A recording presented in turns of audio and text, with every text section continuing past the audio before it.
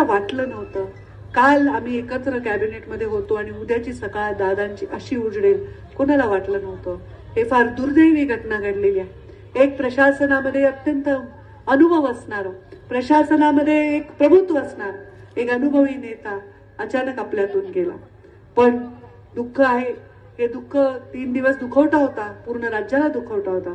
पण हे दुःख बाजूला सारून त्यांचे आमचे सगळे कार्यकर्ते कामाला लागले.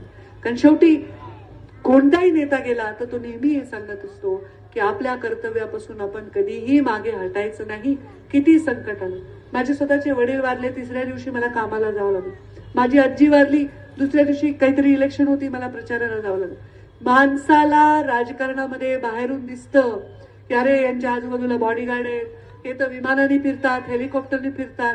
तुम्हाला काय माहितीये की त्या विमानाने आम्ही का फिरतो, हेलिकॉप्टरने का फिरतो? कारण आम्हाला तुमच्यापर्यंत पोहोचायचं असतं, जास्तीत जास्त काम करायचं असतं. आज सकाळपासून माझी आई देवपाण्यात घालून बसली. पंकजा विमानाने गेली, हेलिकॉप्टरने गेली, तिने सुखरूप पोचावं, तिच्या जीवाला तेवढी काळजी वाटत होती.